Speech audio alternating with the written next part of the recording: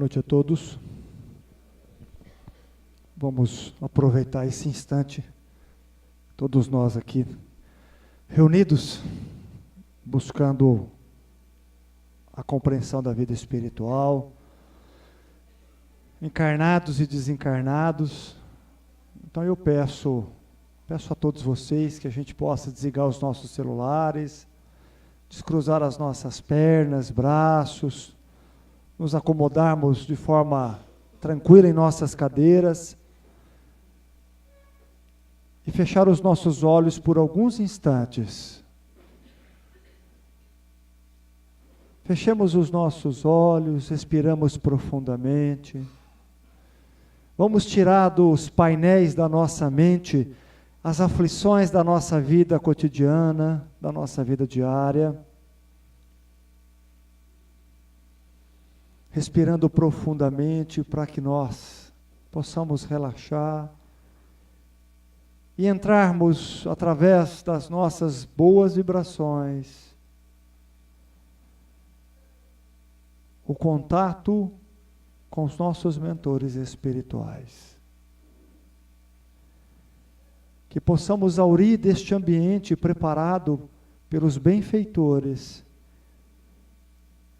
carregado de boas vibrações, de boas energias, que possa envolver todos os corações aqui presentes, encarnados e desencarnados, envolvendo a todos nós com muita luz, com muito amor, renovando todo o nosso organismo físico, aqueles que estão doentes do corpo, mentalizem o órgão adoentado e emanem a este órgão a luz, essa luz dourada, que chega através das mãos dos benfeitores espirituais. Aqueles que estão fadigados mentalmente, aqueles que estão cansados, esgotados emocionalmente, metalizem o topo de suas cabeças e que permita que a espiritualidade benfeitora derrame todas essas boas vibrações, nos renovando de fé, de esperança, de bom ânimo, revigorando a nossa casa mental, para que possamos estar preparados para vencer as nossas aflições, para que possamos vencer os conflitos que nos abatem, para que possamos encontrar em nosso ser uma luz que nos ilumina diante dos nossos problemas emocionais, físicos, diante das nossas dificuldades no qual nós enfrentamos dentro dos nossos lares, com os nossos filhos, com os nossos companheiros e companheiras, a dificuldade financeira, a dificuldade no qual nós enfrentamos com as nossas enfermidades, com os nossos obstáculos. Rogamos a Deus, através da sua misericórdia, que nos sustente, que nos dê a sabedoria, que nos dê o discernimento, para enfrentarmos essas intempéries, essas aflições, de forma digna, de cabeça erguida, para que possamos sair desta existência melhores do que aqui cheguemos. Que Jesus se faça presente e que faça morada em nossos corações, de cada um de nós. Que assim seja.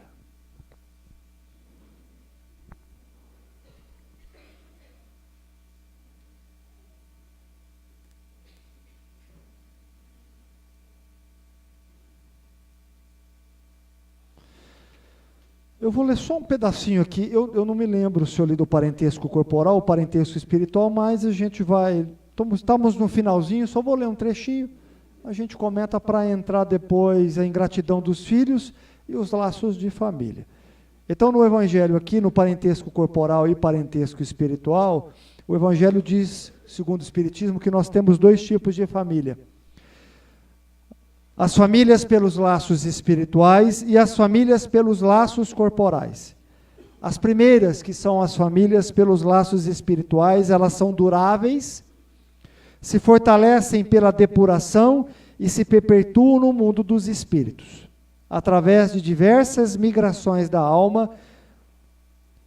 As segundas, as famílias corporais, são frágeis como a matéria, se extinguem com o tempo e frequentemente se dissolvem moralmente desde a vida atual. Foi isso que Jesus quis fazer, comparar-se, compreender, em dizendo aos seus discípulos: eis a minha mãe, meus irmãos, quer dizer, minha família pelos laços do Espírito, por quem quer que faça a vontade do meu Pai que está nos céus, é meu irmão, minha irmã e minha mãe. A hostilidade de seus irmãos está claramente expressa na narração de São Marco, uma vez que disse ele que se propunha se apoderar dele sob o pretexto de que havia perdido o espírito. A notícia da sua chegada, conhecendo-lhes os sentimentos a seu respeito, era natural que dissesse, falando dos seus discípulos do ponto de vista espiritual: eis meus verdadeiros irmãos.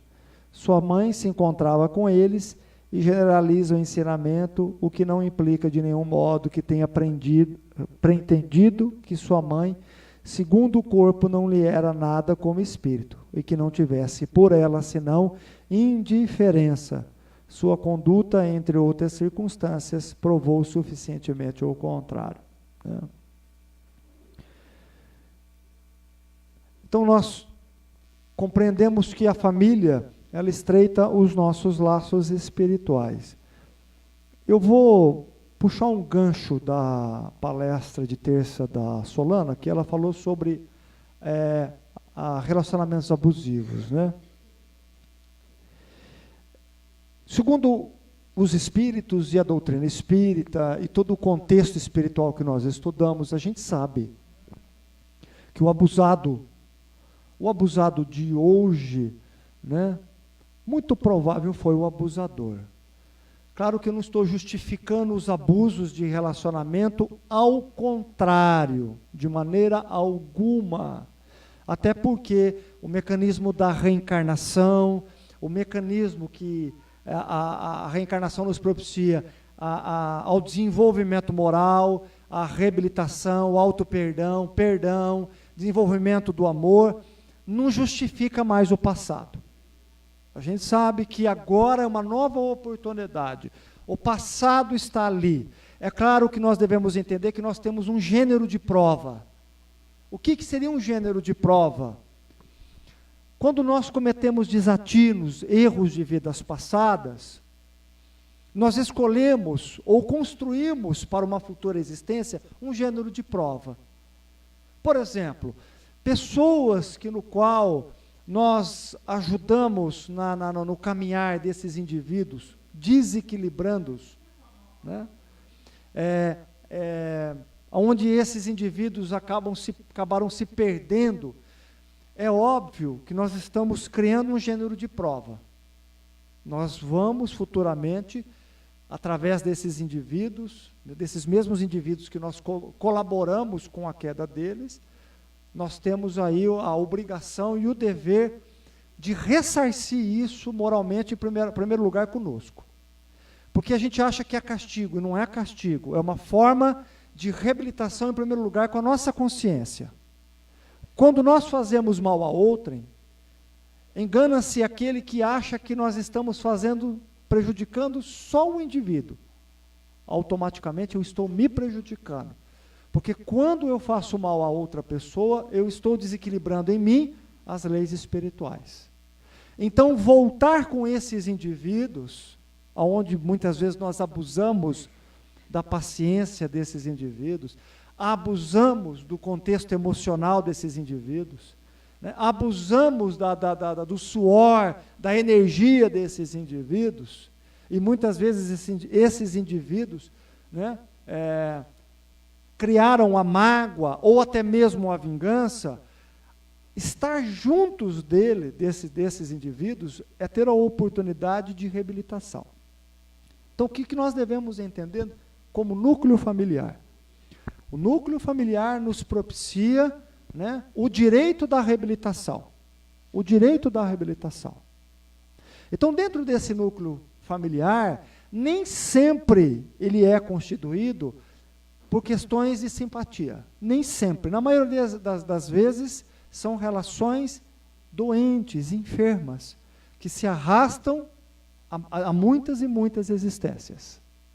Só que antes de nós reencarnarmos, o que acontece? Nós sabemos do mal que nós fizemos àquela pessoa. Nós temos consciência. Uma boa parte das vezes nós temos consciência, né? E aquela pessoa também tem consciência que tem que nos perdoar. Tem que se trabalhar o perdão, para que esse perdão, a falta de perdão, não vire uma mágoa, que também não vire uma vingança. Então, o que ocorre dentro das famílias? Né? A gente vê relações que se arrastam, relações emocionais difíceis, né? Enfermidades, às vezes enfermidades emocionais, psíquicas, uma relação dura, difícil, espinhosa, onde um se cobra, né? O outro exige daquele indivíduo atenção, exige carinho, às vezes dentro daquilo ciúmes, a insegurança, a cobrança, a violência psicológica, às vezes até a violência física. Com a minha fala, não quero dizer que isso justifica, porque nós somos preparados no mundo espiritual a vencermos essas barreiras. Quando Jesus diz, eis aí, né, quem são meus irmãos? Todos aqueles que praticam a lei de amor. Todos aqueles que vivenciam as leis espirituais. Esses são os meus irmãos. Nós somos irmãos dentro dessas leis espirituais. Então, a família nos propicia o desenvolvimento dessas leis espirituais. Quando acontece de um fazer a parte dele e o outro não fazer, eu estou quitando, em primeiro lugar, com a minha consciência. Eu estou quitando com a minha consciência. Foi falado aqui sobre divórcio. Então, aonde entraria o divórcio nessa ocasião? Vamos pegar dois indivíduos que estão degladiando há muitas existências. Ora um é o abusado, ora o outro é o abusador, ora um é o algoz, outra é a vítima, e aí vai se trocando os papéis. Porque fica um reflexo condicionado mentalmente nas nossas memórias. Então, pela falta de perdão, pela falta de amor, isso vai se repetindo. Chega um momento que a espiritualidade, né, a gente vai criando um gênero de prova, que é voltar na mesma família, é voltar na mesma circunstância, é voltar na mesma experiência, às vezes seja como pai e filho, seja como marido e mulher, mãe e filho, enfim, na mesma família, para que a gente possa ir se acertando. Então, isso é um gênero de prova. Dentro da mesma família, dentro da mesma circunstância, dentro da mesma experiência. E cada vez que a gente vai reencarnando, vai se trocando os papéis, a gente vai trocando os papéis para ver se a gente consegue dobrar o joelho do orgulho. Ora vem como mãe, ora como filho, ora como pai, e assim vice-versa. O que a espiritualidade diz para nós no mundo espiritual? O fulano, é o seguinte, você sempre acusou, sempre cobrou, sempre abusou do outro, da boa vontade do outro. Agora compete a você buscar a pacificação, né? Compete a você agora fazer o contrário do que você fez em existências passadas. Ciclano, você realmente sofreu muito na mão do ciclano, só que agora você vai ter que perdoar. Porque o que te liga a ele é a mágoa, o que te liga a ele é a vingança. Então, vocês estão unidos por laços energéticos, fluídicos, de vingança, de abuso, de mágoa. Então, agora você vai ter que voltar com ele para que você trabalhe o perdão. Para que você trabalhe o perdão. E aí, então, volta para o abusador e chega de novo. Olha, então, procura não fazer novamente o que você fez no passado. Trate com amor o fulano, respeite, ame-o. Caminhe com ele não 1000 passos, mas 2000 passos, como disse Jesus. Você vai aprender da outra face, você vai ter que aprender da outra face, porque muitas vezes ele vai te exigir, ele vai ser intolerante com você, ele vai ser agressivo, mas toda essa agressividade dele é porque você ajudou a despertar isso. Então, você vai ter que trabalhar todo esse condicionamento dentro de você. E para a vítima, olha, perdoa. Perdoa para você também não ser depois o abusador. Porque se você não perdoar, ficar na mágoa e a vingança, você vai sair do papel da vítima para ir para ser o papel do abusador, do acusador. Beleza. Vem como marido e mulher. Vocês vão reencarnar como marido e mulher.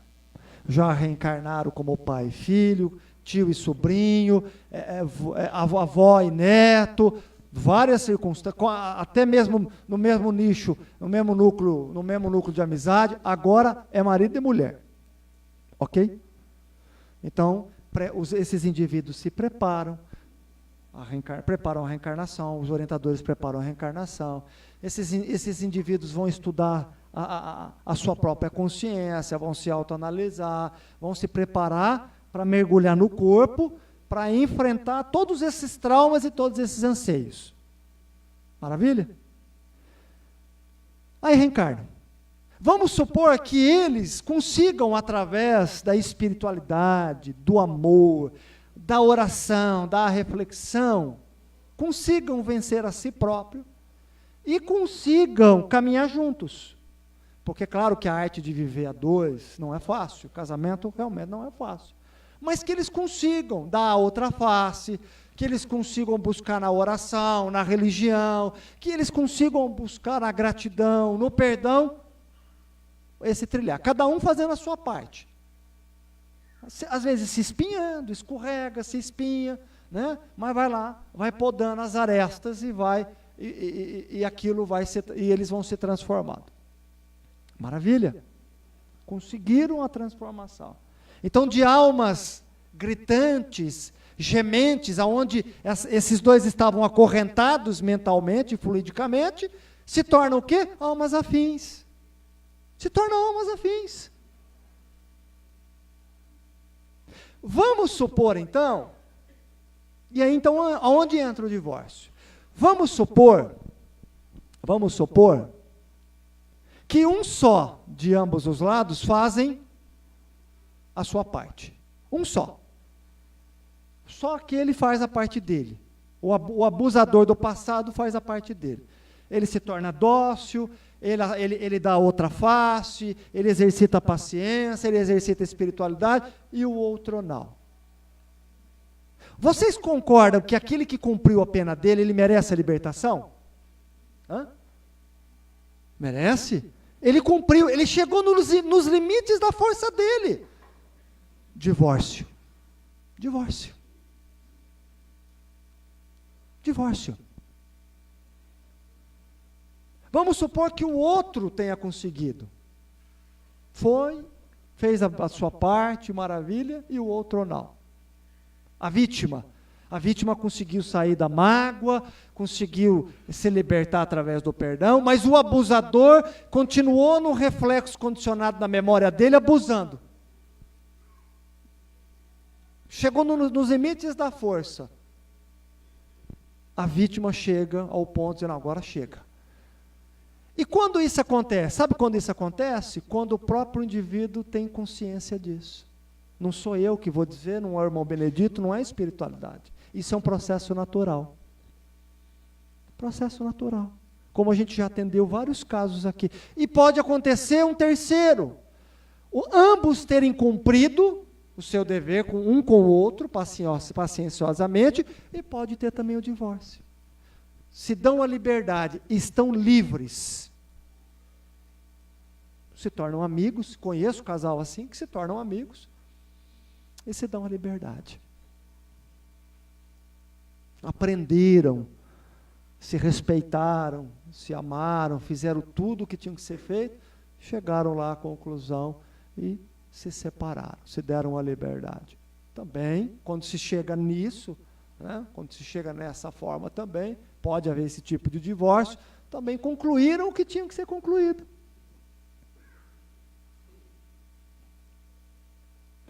Olha que bacana, eu não estou aqui vulgarizando o divórcio, não.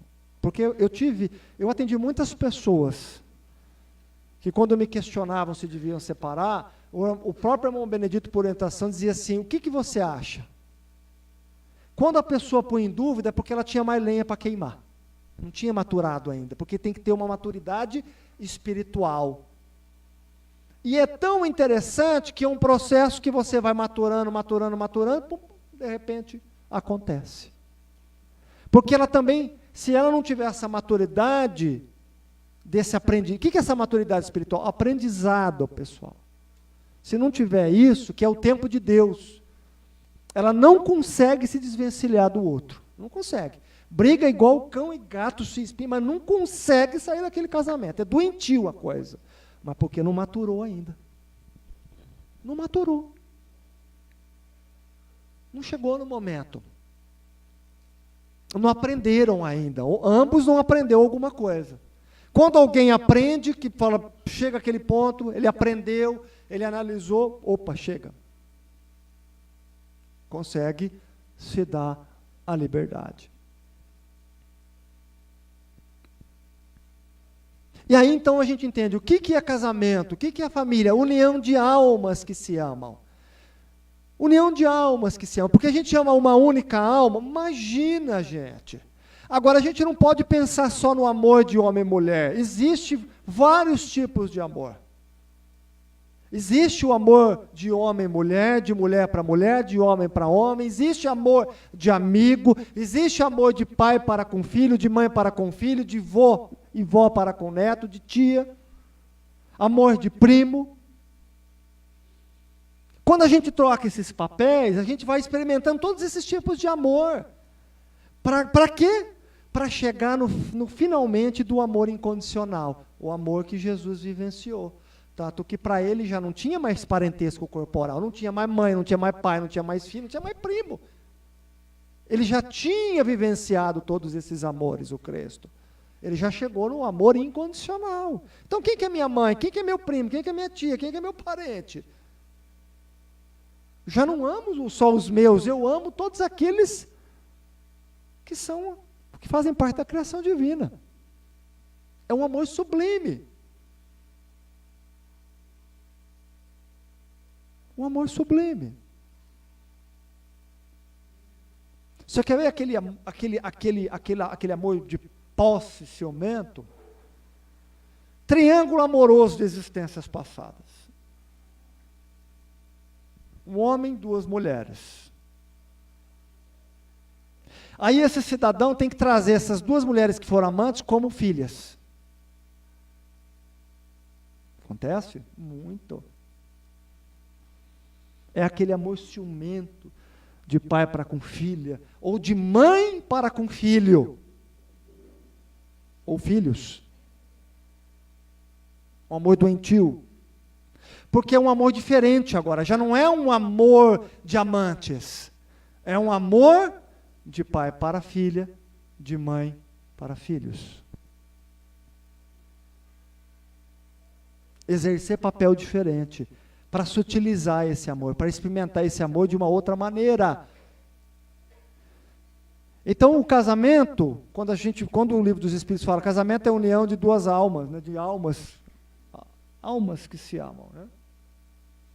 Mas a gente não ama um único indivíduo. E essa questão de alma gêmea, isso não existe, existe almas afins. Nós não temos uma alma única, exclusiva, que nos complete. Nós é que temos que nos complementar. A gente vai amando as pessoas, através dos papéis que a gente exerce na reencarnação. E numa próxima reencarnação, provavelmente eu vou exercer outros papéis. Hoje estou num corpo físico masculino, amanhã posso estar num corpo físico feminino.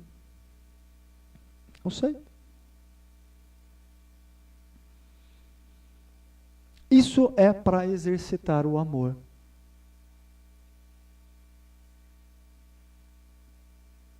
E aí faz com que a gente vença os obstáculos da matéria. Então, a reencarnação, ela propicia todos esses fenômenos maravilhosos. O amor de uma avó para com seu neto, com a sua neta. O amor de mãe, o amor de pai. O amor entre amigos. O amor entre marido e mulher. Entre dois homens que se amam, duas mulheres que se amam. Porque nós estamos nesse exercício de amar. Então nós encontramos amor em todas as formas de relacionamento. E aí a gente entende o divórcio nesse sentido, principalmente entre marido e mulher. Olha, se alguém faliu, porque quando a gente compreende o que Deus nos une, nós temos que nos unir em Deus através das leis espirituais. Quando nós nos unimos em Deus através das leis espirituais, nós conseguimos realmente conhecer o que é um casamento. Agora, quando um só busca as leis espirituais e o outro não, é claro que aquele outro que não está buscando está deixando de fazer a sua parte. Então está sobrecarregando este casamento.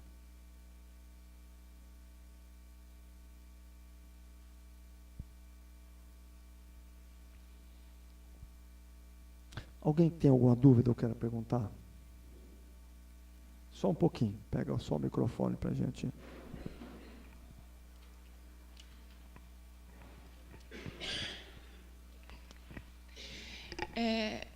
Eu estava escutando você falar a questão do divórcio, de tudo, que a hora que um se completa a sua missão, um perdoou. E pessoas que casam 2, 3, 4 vezes, se divorciam. E aí? Olha só. E hoje está tão comum casar 1, casar 2, casar 3, até o que a gente tem só que tomar cuidado, eu acredito muito, a minha pequena visão nesse sentido, e míope, né? Acredito muito que os casamentos, quando a gente achava que eram duráveis, na verdade já estavam se separados há muito tempo, né? Então, às vezes, você vê casamento de 40, 50, 60 anos, mas que já se separaram há muito tempo. Ali só estão em corpos, mas não há casamento de união de almas. Na verdade, existe uma certa conveniência, né? Uma conveniência assim de se mostrar um certo padrão, uma realidade, sabe? Por não serem discriminados perante a sociedade, uma série de coisas. Então, mantinha-se muito esse casamento. E até o processo da mulher era diferente também. A mulher ela era preparada, se assim posso dizer, educada, para casar, ter filhos, cuidar do lar, somente isso. Era a preocupação, né? Uma sociedade patriarcal, machista, e o homem ali tem as suas diversões fora do casamento. Então isso era muito comum, era de praxe isso. A gente vê, por exemplo, os nossos avós, né? Como que é o casamento, como que era todo o processo. Hoje mudou muito. Acho que com a libertação da mulher, em todos os sentidos, mercado de trabalho, né, o desenvolvimento dela, a capacidade dela, isso vem mudando muitos aspectos. Então aí, essa questão do divórcio, com essa liberdade de conquista, de maturidade, de consciência, de responsabilidade, veio o divórcio. Né, as leis vão se sutilizando. Eu acho que as leis vão sendo mais humanas. Porque era um peso para a mulher. A mulher, quando divorciava, ela saía sem nada.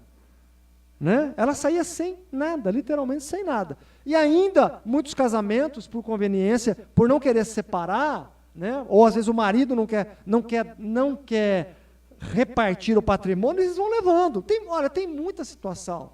Muita situação do que você possa imaginar. Então, a questão do divórcio, né, ela veio realmente como para dar essa liberdade, essa conquista de liberdade. O que acontece, que a gente precisa entender, Teca, é a vulgarização disso. Né? Olha só, a gente está falando de casamento, se casamento é união de almas, o que seria um namoro? O namoro não deixa de ser união de almas, um preparo para algo mais além. Né? Essa questão, separou, vai ter comprometimento, isso é muito relativo. Isso é muito relativo. A gente traz muito na nossa consciência, da antiga religião, muito essa questão do divórcio. Não pode separar, você tem que aguentar até o final. Não pode. E as pessoas levavam um casamento, né, achando que levando o casamento daquela maneira, é como se tivesse cumprido com a sua missão. E nem sempre. E nem sempre. Né? Hoje a gente tem uma evolução, uma maturidade, onde automaticamente as nossas leis também acompanham essa maturidade. A mulher tem a sua liberdade, né? A mulher foi praticamente escravizada por muito tempo, né? Menosprezada por muito tempo. A dificuldade de uma mulher fazer faculdade há 70, 80 anos atrás era brincadeira, né? Aí você vê aí algumas delas que arriscaram, brigaram muito para fazer faculdade, você vê lá na foto lá, só tinha homem e uma única mulher lá, né? Formada lá em medicina, só uma única mulher. Então, por aí você vê o quanto a nossa sociedade é machista. E as mulheres tinham que suportar. Era obrigação delas levar o casamento, não era do homem. Não era do homem. Hoje eu acho que é o contrário, nós estamos vivenciando estamos repartindo esses deveres e direitos. É necessário repartir esses deveres e direitos. Se faz necessário. Porque é uma união de homem e mulher, ou homem, mulher, não importa. Né? Mas se você pega lá as leis morais lá no Livro dos Espíritos, igualdade da mulher, lê o que fala o Livro dos Espíritos. É fantástico o que eles dizem. Até porque a mulher é apenas um organismo, é uma roupagem física feminina. E nós, como espíritos imortais que não temos sexo e não temos forma, vamos usar essas duas roupagens e vamos interagir, muitas vezes, com essas duas roupagens.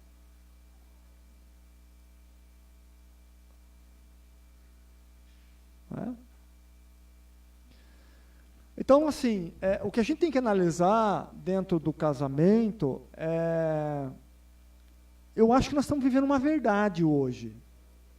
Então, quando saiu o divórcio que tirou muito essa questão da parte burocrática, né, para se divorciar, muitos casais se divorciaram.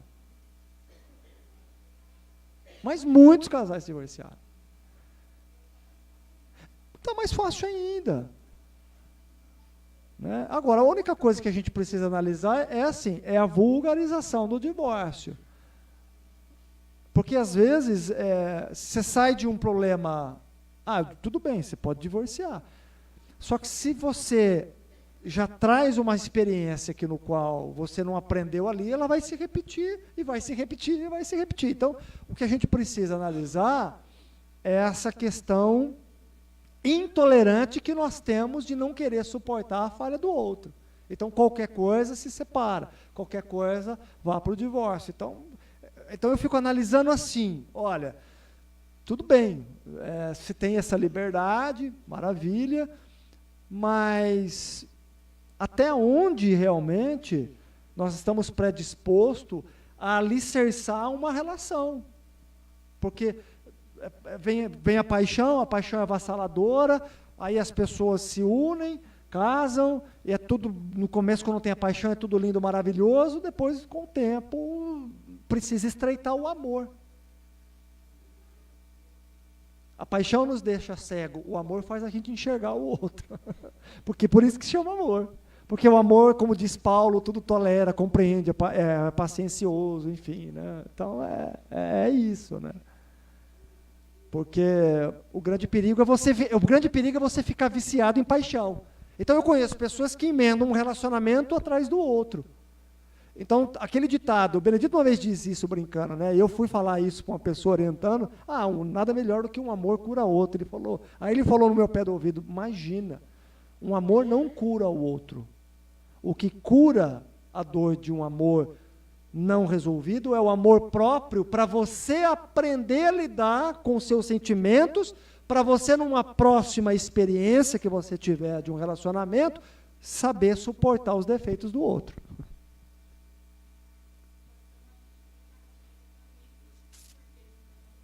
Entendeu? Então, o que eu vejo muito hoje, assim, dentro disso, é a intolerância. Não deu certo, resolve, vai embora, aí entra num outro relacionamento, e sucessivamente vai indo. Aí você vai criar comprometimentos realmente, com você, e de repente até com o outro, né? Então eu entro naquele ditado de Jesus, o que eu não quero para mim, não devo fazer para o outro. Então eu tenho que pensar muito bem antes de concretizar um casamento. Eu acho que casamento, o irmão Benedito já fala, namoro, noivado e casamento são preparos para a gente poder fazer essa análise. Isso é importante, né? É muito importante você analisar todas essas questões para você, olha, é isso que eu quero, é isso que eu quero.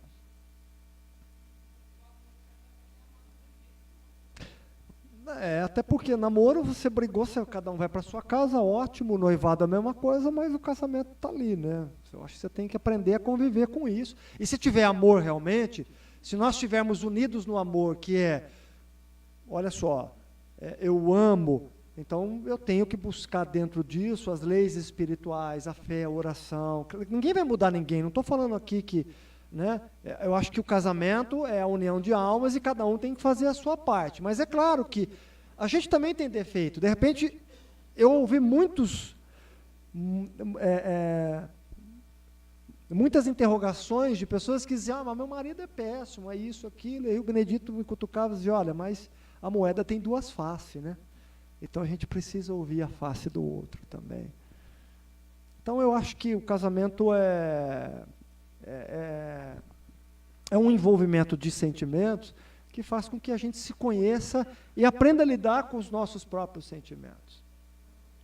Eu acho que não pode ser destrutivo a ponto de se machucar, mas a gente tem que buscar de todas as formas e todas as oportunidades para fazer com que aquilo dê certo. Porque vai ser uma frustração se não der, se você não tentar.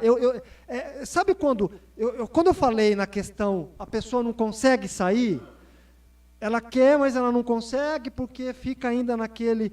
Porque, na verdade, precisa se queimar as etapas, a gente precisa tentar. O Benedito fala muito isso, fecha todas as portas, tenta todas as oportunidades.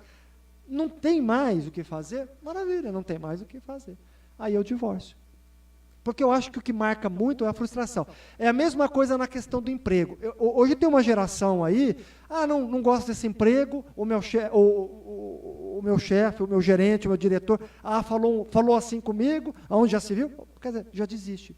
Quer dizer, problemas vai ter. O que eu quero dizer assim, problemas vai ter. Eu acho que fica uma lacuna muito grande toda vez que você desiste sem tentar. Não querendo mudar o outro. Não é a questão. Eu quero que o outro mude a minha imagem e semelhança. Não é isso. A proposta de casamento não é essa. Mas é se autoanalisar, buscar na oração, na sua fé, na sua espiritualidade, no seu amor próprio, até onde você está disposta realmente a levar esse casamento. Até onde o outro é importante para você. Porque a maioria das uniões que a gente vê, elas são coniventes. São ligações de conivência. É uma ligação emocional, é o que o outro oferta emocionalmente, é o que o outro oferta financeiramente, é o que o outro oferta em beleza, em status. Então tem muito casamento assim, Teca, tem muito. E é o que diz o Evangelho. Se o casamento é firmado nesse propósito, a beleza um dia acaba porque o sujeito envelhece. Uma hora ele vai ficar doente. Mesmo a riqueza também, você suporta até um certo ponto. E aí, arrumam amantes. E vira aquele escândalo. Ou também a riqueza pode acabar. Né? Então, a questão emocional é a mesma coisa, porque nem todo mundo é equilibrado emocionalmente ou espiritualmente. Vai ter seus altos e baixos. Todo mundo tem suas estações negativas, Teca. Né? Eu acho que é isso. É o quanto o quanto do outro é importante para mim, o quanto eu amo. O quanto ele é importante para mim em qualquer ocasião. E aí você testa esse amor nas intempéries da vida. Você só testa o amor nas intempéries da vida, nas aflições. Nas estações ruins do outro. Você vai ter estação ruim, o seu marido vai ter estação ruim. E assim. Às vezes os dois têm estação bacana, passam uma estação legal, aí oscila. E a vida é assim. Como é também, a gente não é o ápice todo na vida profissional. Não é o ápice todo na vida profissional. A gente também não é o ápice todo na vida espiritual. Não é. É altos e baixos. Isso faz parte de reconstruir, desconstruir, interrogar, rever, autoanalisar, pesar onde está o seu tesouro, onde está seu coração, onde está o seu valor. Isso é amor. O que está acontecendo talvez hoje são relações fugazes, rápidas, instantâneas. Instantâneo. Só que isso gera uma grande insatisfação no futuro. Um grande vazio.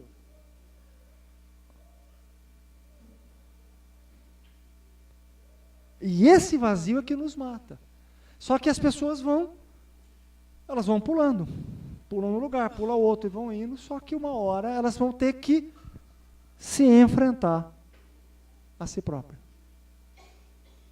E perceber que o problema não estava só nos outros como ela achava que estava, no marido, naquele outro parceiro, que na maioria das vezes estava nela. Que não soube ser pacienciosa, que não soube ser paciencioso, que não soube perdoar, que não soube ser tolerante. A conquista do amor, ela é árdua. Conquista do amor, de um bom relacionamento, é muito árduo. É igual o relacionamento com o filho. Ele é árduo, é cansativo, porque você volta a repetir, você senta, você olha, volta, vai, briga, explode, vai, volta. É assim, o casamento também. Ele é árduo.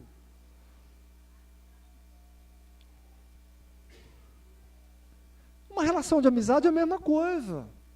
Você tolera o amigo, às vezes ele não está numa estação legal, às vezes ele te fala coisas que te magoam, também é a mesma coisa. Agora, se tudo a gente chutar o balde, dizer, não, nós vamos viver isolado do mundo. Talvez é o que acontece, é o que está ocorrendo hoje. E as pessoas, então, entram na tecnologia como uma forma de fuga.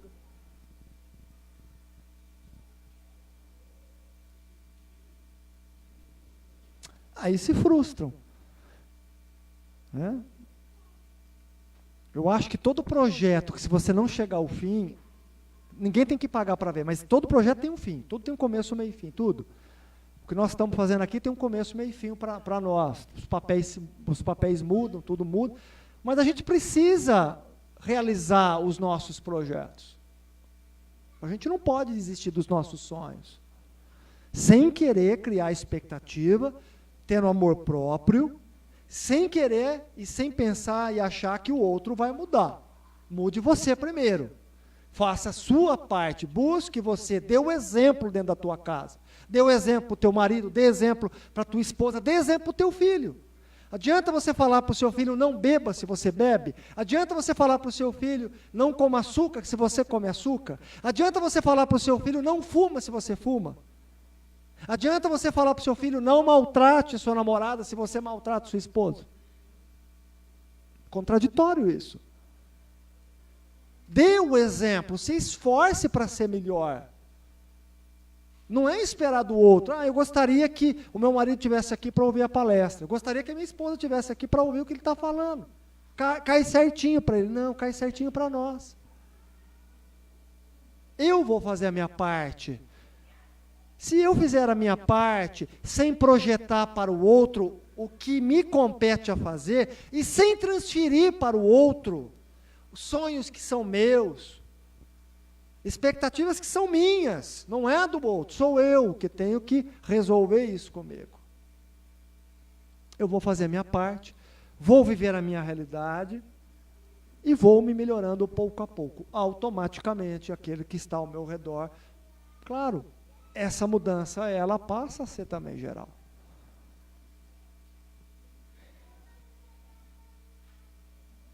Já pensou, é o que eu falei, se Jesus tivesse desistido de nós?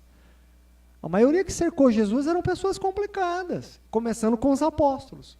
Os apóstolos eram complicados, ciumentos, invejosos, raivosos.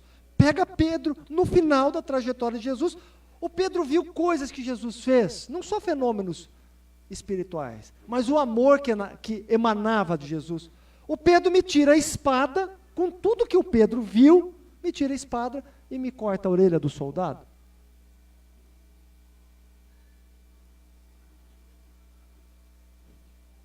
Aí Jesus, com toda aquela sapiência, pega a orelha do soldado, né?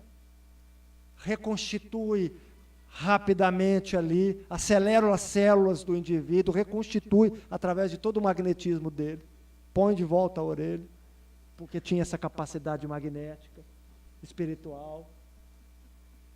A Isabel falou para tirar o zumbido do ouvido dela. E a labirintite. E a minha labirintite, se puder tirar, também agradeço. Então a gente pega os apóstolos que tiveram com ele.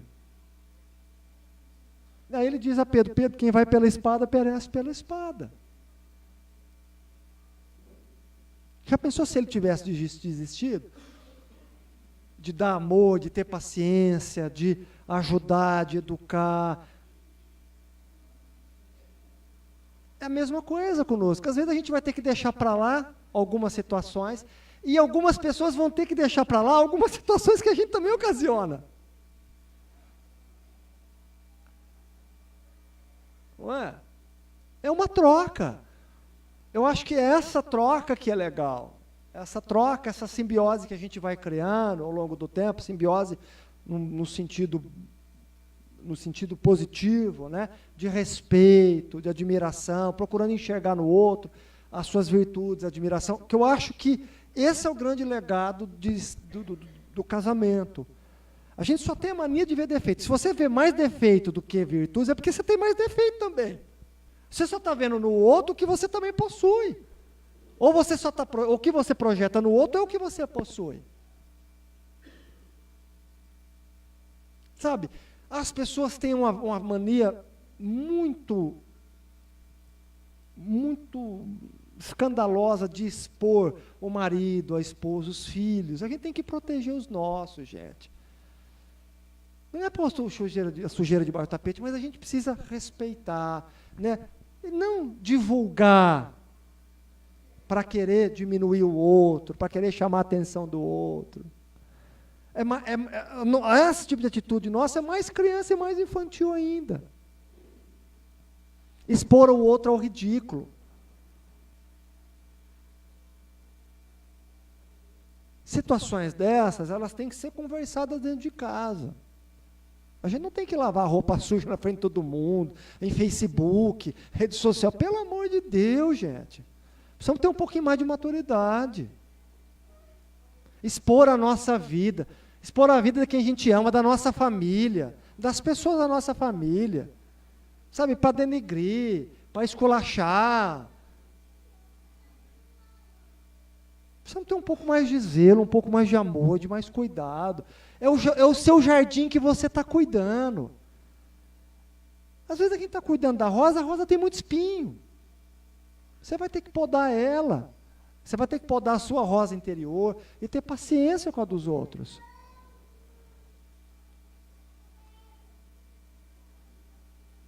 A gente não pode, né, expor a nossa família, a gente tem que cuidar dos nossos, tem que zelar dos nossos. As conversas têm que ser em particular, com o filho, com o marido. Não é o momento, fica um climão, fica chato, fica uma coisa sem graça. Ou aquelas indiretinhas, piadinhas ou indiretinhas, sabe? Isso é muito feio, né? Eu acho que a gente precisa ter cuidado do outro, zelar do outro. É como se isso fosse ajudar na educação do outro, como se isso expor a fraqueza do outro, é como se, não, ele vai melhorar. Vai nada, ele vai continuar da mesma maneira. Ele vai ficar na defensiva. É óbvio. Quem que não fica na defensiva? Então a gente precisa cultivar mais o amor, né? Mais a paciência, o romantismo, no sentido de sensibilidade, de zelo, de cuidado, de proteção, nos pequenos gestos, no carinho. É o teu parceiro, é a tua parceira.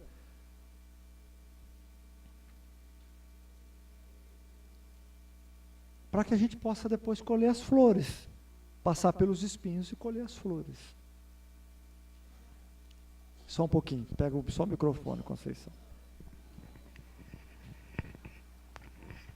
É que eu penso assim, que a gente, quando se une a uma pessoa no casamento, nós queremos ser feliz.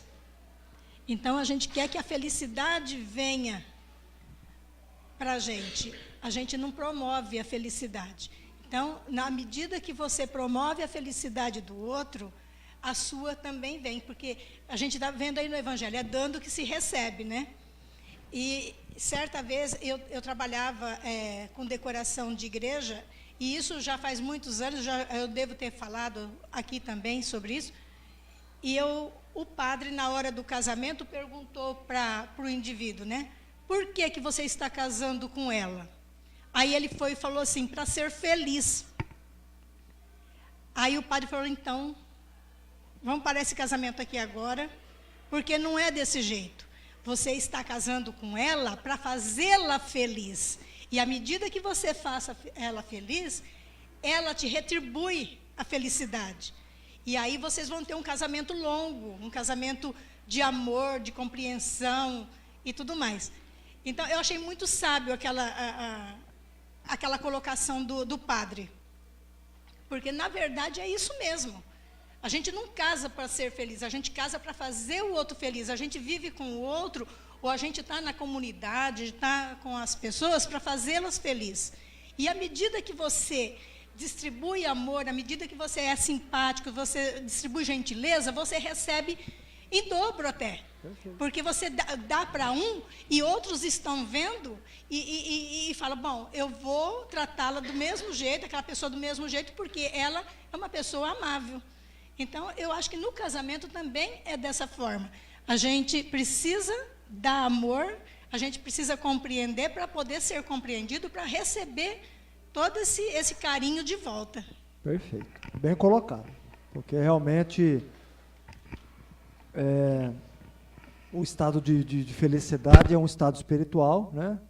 E que a gente precisa, nessas pequenas gentilezas do dia a dia, dessa compreensão de dizer, deixa para lá, né?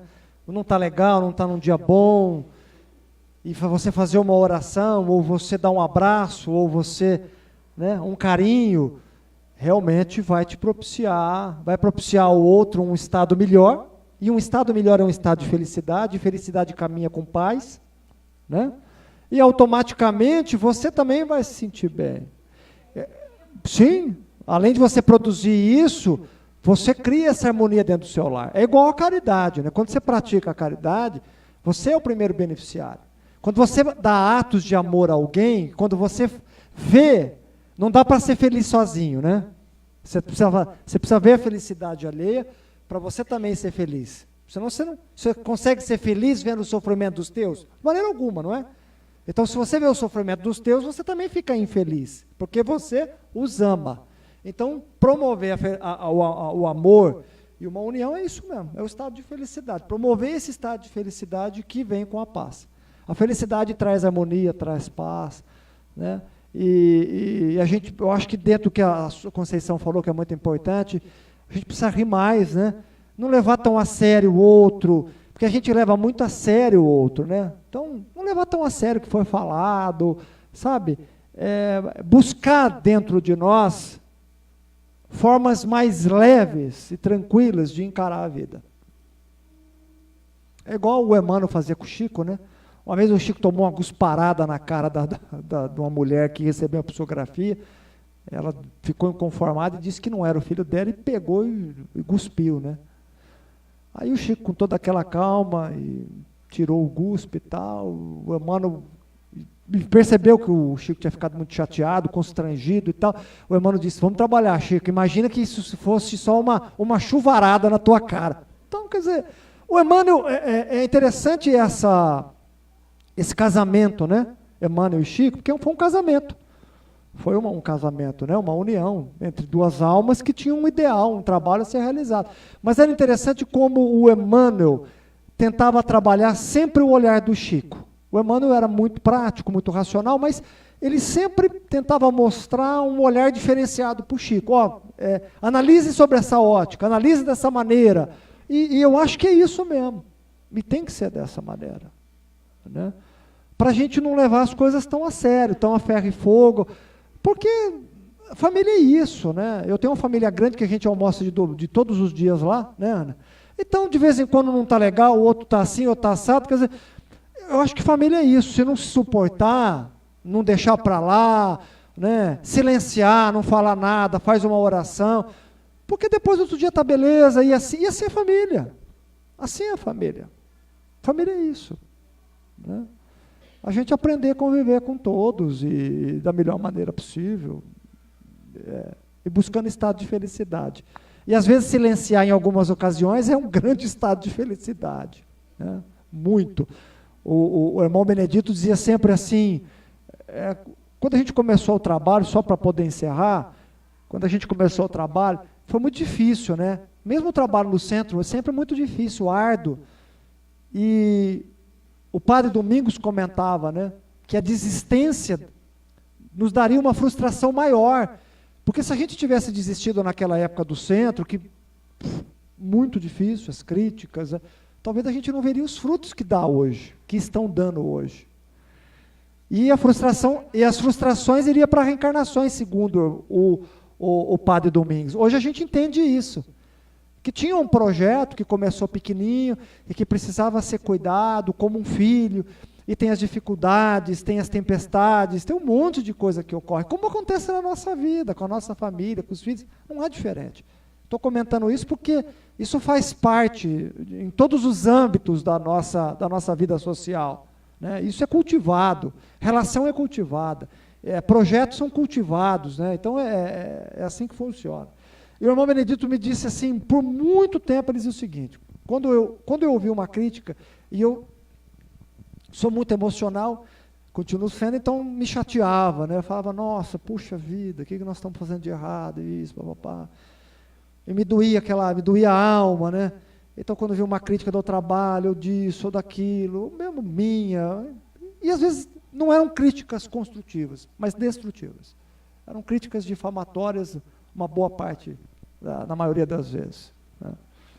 O irmão Benedito falava assim, olha, se ela não te serve, você tem que, é uma receita de 3 situações, de 3 fatores que você vai fazer daqui para frente. Silêncio, trabalho e o tempo. Silêncio, trabalho e o tempo. Isso eu ouvi muito tempo, pessoal. Muito tempo. Ele só dizia isso. Filho, silêncio, trabalha e o tempo. Silêncio, trabalha e o tempo. E assim, a casa tem 16 anos, 14 anos dentro desse trabalho, eu fui realizando. Silêncio, trabalho e o tempo. Um dia eu questionei ele. Um dia eu perguntei para ele, mas o que tem a ver silêncio, trabalho e tempo? E aí então ele me falou. Ele falou, o silêncio é a resposta dos sábios. É a resposta dos sábios, silêncio. Porque não adianta você querer justificar e gastar energia daquilo que você está fazendo, se o teu coração pulsa e diz para você o que você está fazendo é verdadeiro. Não gaste tempo, não gaste saliva, não gaste tempo argumentando. Silêncio. Silêncio, filho, é da outra face. Não entre na sintonia. Não queira justificar o que você está fazendo. Não gaste energia. Mantenha o silêncio. O silêncio mantém teu padrão vibratório. E assim eu fazia. Então, de vez eu ficar revidando ou me justificando, ouvia, me magoava, mas eu procurava me silenciar e procurava ouvir a voz do meu coração. O que eu estou fazendo? Está correto? Está fazendo bem a mim em primeiro lugar? Se está fazendo bem a mim em primeiro lugar, eu estou me sentindo bem, estou me transformando, estou me educando, então eu tenho a plena consciência que também está sendo bom para os outros. E aí ele me disse assim, o trabalho é a grande ferramenta que Deus nos deu, seja o trabalho profissional ou voluntariado, para que a gente possa lapidar a nossa alma, ele falou. O trabalho modifica o nosso modo de pensar e sentir. O trabalho espiritual nesse sentido. E aí então ele falou para mim, muito mais do que palavras, o trabalho dá o exemplo. O trabalho dá o exemplo, ele falava para mim. Então trabalha, se dedique ao próximo, ao máximo que você puder. Ele sempre me orientava. Trabalhe, se dedique ao máximo, porque é o teu exemplo de trabalho, de mudança, que vai arrastar os outros. Não é a tua fala. Ele disse assim, Jesus muito pouco falou, mas ele fez. O exemplo arrasta. O exemplo arrasta. Está aí o Chico, está aí Divaldo. A gente não tem, olha, não tem, para você criticar um Divaldo, um Chico, você tem que ter muito peito, moral para criticar. E fazer o que eles fizeram. E fazer o que esses dois gigantes fizeram. Renunciar, sacrificar a vida, ajudar milhões de pessoas. Porque eles não só ajudaram milhões de pessoas, eles ajudaram a fundar muitas outras casas espíritas, graças ao exemplo deles.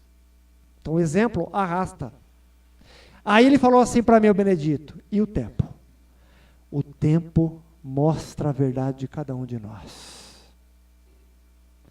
O tempo é implacável. O tempo é a razão de Deus perante as obras de cada um. O tempo mostra os tesouros do coração de cada um. E aí ele findou para mim, conhece as árvores, conhece a árvore pelo fruto que ela dá. Então não perca tempo. Silêncio, trabalho, e deixa que o tempo diga por si só aquilo que você está realizando. Então isso serve para o nosso ideal espiritual, isso serve para dentro das nossas casas, manter o silêncio. E eu digo silenciar, esse silêncio, não é um silêncio da omissão, é um silêncio de autoconhecimento. É um silêncio que é uma ferramenta que nos mostra, olha, é melhor você se calar agora e dar a outra face, porque se você rebater nesse minuto, você vai se comprometer não só para essa existência, mas para outras. Então, é melhor o silêncio. E aí não adianta eu ficar cobrando o outro. Ô, fulano, você tem que ir para a igreja. Fulano, você precisa mudar. Faça você a tua parte. Trabalho. Aí entra trabalho. Faça você a tua parte. Porque no final, o tempo vai te mostrar as tuas obras. É para com você. Você vai ter que responder para com você. Estou dizendo isso, meus irmãos, porque a gente diz assim, não sou exemplo para ninguém. Você é. Você é exemplo para os teus filhos. para aqueles que te cercam. E uma mudança de amor, como diz a Conceição, e que ela falou muito bem, uma mudança de amor trabalhada em nós, ela dá cêntuplo, ela dá muito, mas muitos frutos. Muito. Então, antes da gente se queixar do marido, dos filhos, dos parentes, procure em você o que você precisa mudar. Procure em você. Se analise bem diante da sua consciência o que você precisa mudar. O que falta você mudar. E faça a sua parte.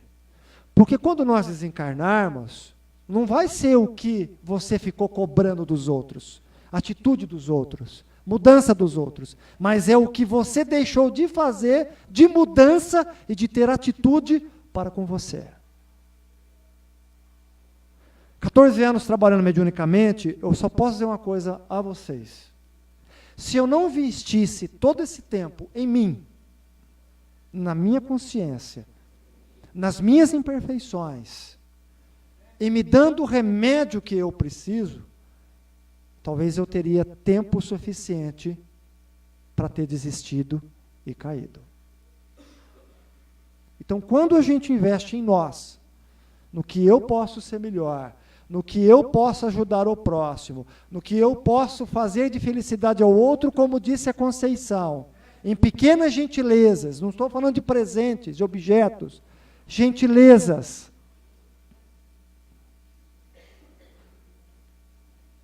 É o tempo que estou semeando em mim. Em mim. E não tem melhor remédio para a prevenção contra os malefícios da vida, as aflições, doenças e os infortúnios que a vida nos oferece como provas e expiações, do que ter o amor como aliado. De ter a espiritualidade como aliado.